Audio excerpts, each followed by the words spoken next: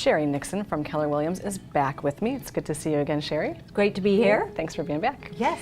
So I know that you represent both buyers and sellers. Yes. So where would you say most of your buyers come from? My buyers definitely come from out of town. Okay. And I know there are markets in the country where buyers are moving from one house to the other within the same town. Because Hilton Head Island is a second home market resort community, most of those buyers in my initial contacts are on the phone. Okay. So do they see something online that they want to see specifically, or how do they search you out to do that? So that's interesting. I mean, they can find me online, it can be a referral. There's lots of different ways that happens. And does that kind of pose an interesting challenge when you're talking to somebody over the phone first? How do you deal with that, and what are the challenges you see of working with people that way? So it is, I mean, I do have buyers that sometimes they're going to be showing, they call, and in 1 hour they look at one property and that's all they look at. And then there's others that do that over time, and some of them I've been talking to for 15 years over the phone. Okay. And many times some come to visit.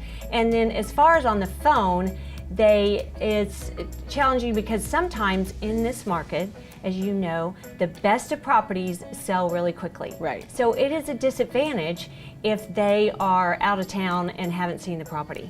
Yeah. Yeah. And I do have something that I've used that's really helping in that case. Okay. Right now, FaceTime is great. And Right. right. Okay. So you can I have Shannon Sheehan, my buyer's agent. She can run over there with a client that's out of town if they see a home they love, and she can it's like they're there. You know, she can show them the appliances. Right. So they're like virtual tour of the home. Virtual tour, exactly. And she'll show them, you know, you can look for the cracks in the ceiling. Yeah. And then even, let's say you're second or third row ocean, she can walk down to the beach path, and in real time they can see how long is the walk.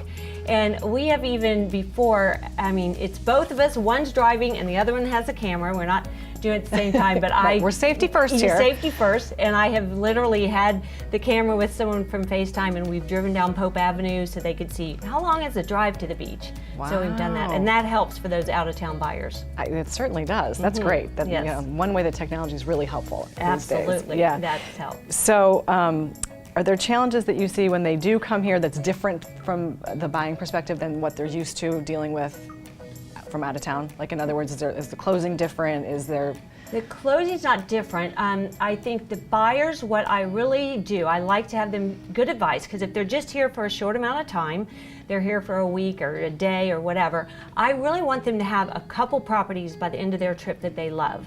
Okay. Because as I said, those best properties, the Yeah, ones they're that are gonna go. renovated, they're going to sell quickly. So maybe by the time they're ready to put in their offer, that one's gone, and you don't want their trip to be in vain. Right. So if they have a second property, and that also helps them, because in negotiating, if there's a seller that's not as motivated, then we can move on to that next property, and maybe they can get a better buy from that seller and get a better price if they have at least two. That's my goal. Yeah, so that's your best word of advice, really, is when you are looking, narrow it down to your favorites. Well, at least have two. Don't leave town with just one and that's it.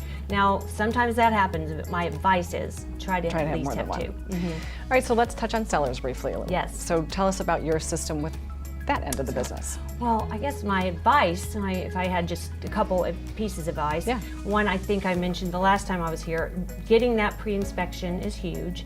You want to make sure that you know up front what's wrong with the house, and my advice is that they fix most of those things. Yeah. And if you're not going to fix them, then at least disclose them, so you know, my air conditioner, my HVAC is really old, it's still working. Let that buyer know ahead of time when they're making the offer, because so many things fall apart during negotiation. Right. And then two, you know, we've got to have them declutter the home, and my team will go and make sure. Nothing bugs me more than having pictures online and seeing some pictures that someone has in the MLS that have all these things on the counter.